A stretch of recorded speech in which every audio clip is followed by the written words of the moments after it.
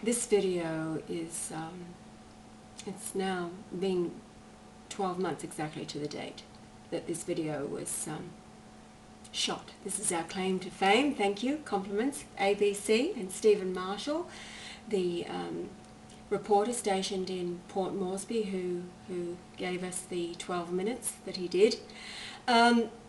It's interesting because now when we look back and we have thousands now, approximately 26,000 people who have been treated, taking the protocols that Nix and Mary, Lucy and Jimmy continue to administer in our absence. The contents of the late line report now is really quite laughable. Hearing the words of Jamie Moxton Graham, of course a government puppet who is fat and comfortable, not ill, and calling for our arrest upon our return. And then the treasonous words, really, of the likes of David Cooper from St Vincent Hospital and the lawyers who condemn us for taking in non-pharmaceutical treatments that are very effective at eliminating all pathogens, germs and viruses, and bottom line, restoring people from death to life. So take a look at the report that was aired 12 months ago, and then we'll lead into the emails that Nix has sent us since that time, and leave the viewer to make up their own minds.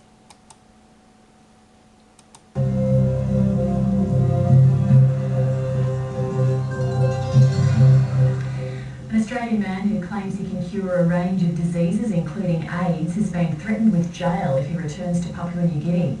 It's feared that more than 500,000 PNG nationals may be infected with HIV/AIDS in the next 15 years if nothing is done. And authorities are worried that false treatments will hinder their attempts to prevent it spreading. Papua New Guinea correspondent Steve Marshall reports. Lucy Ravu may not be a trained nurse, but people flock to her home in Port Moresby for this unusual therapy. She suspects her latest visitor is HIV positive, but believes she can heal them. I think it's, what do I say, a miracle. And it's better than medicine. As two small magnetic plates send electric pulses into his wrist, the patient drinks the special water, which Lucy Ravu claims has extraordinary powers. It cleans the blood, purifies the blood. So that's how it cleans the system out, and it kills all the germs, and that's how the person gets better. Lucy Ravu was trained to carry out her controversial treatment by this man, Australian Brian Marshall. He told me that this product here, it can cure cancer, TB, HIV, and any type of sicknesses. T-cell is the eyes that tells the body it's sick. This video posted on the internet shows Brian Marshall during a recent visit to PNG. Brian Marshall claims he can rid PNG of HIV/AIDS and other infectious diseases using his electro-water technique.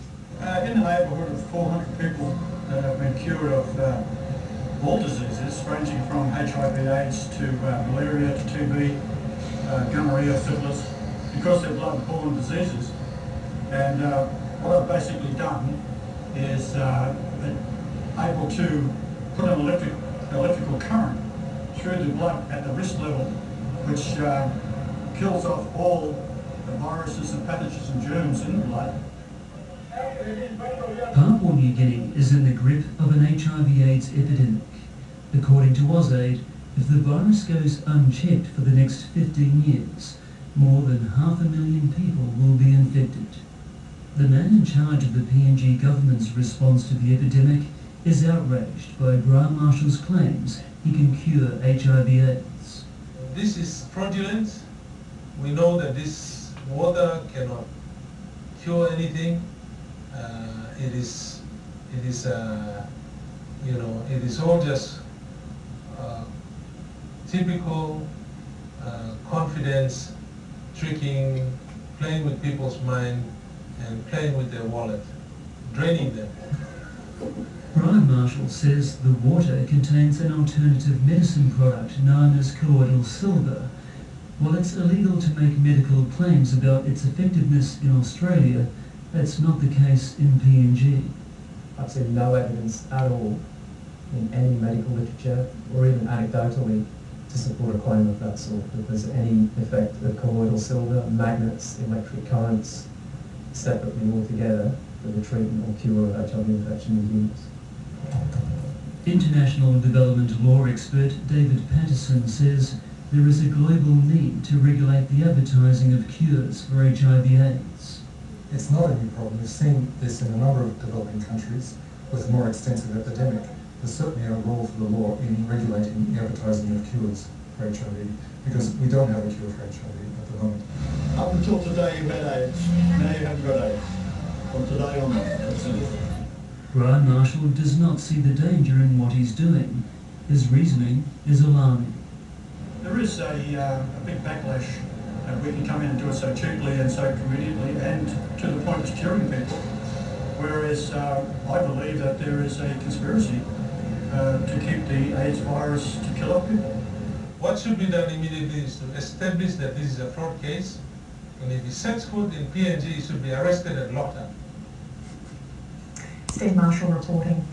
And now the weather, rain for Melbourne and Hobart.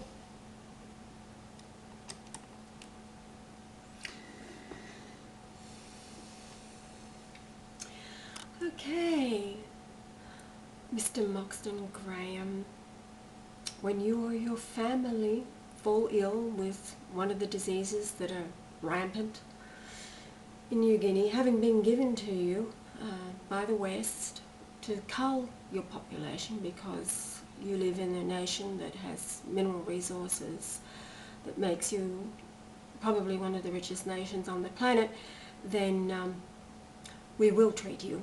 We'll give you the silver water and the ozone and the Rispulsar if you want to take it. You won't need to take it actually, you just need to drink the silver water. And if you should insist that we also give you the MMS, then we'll do that too. We look forward to seeing you and your family members.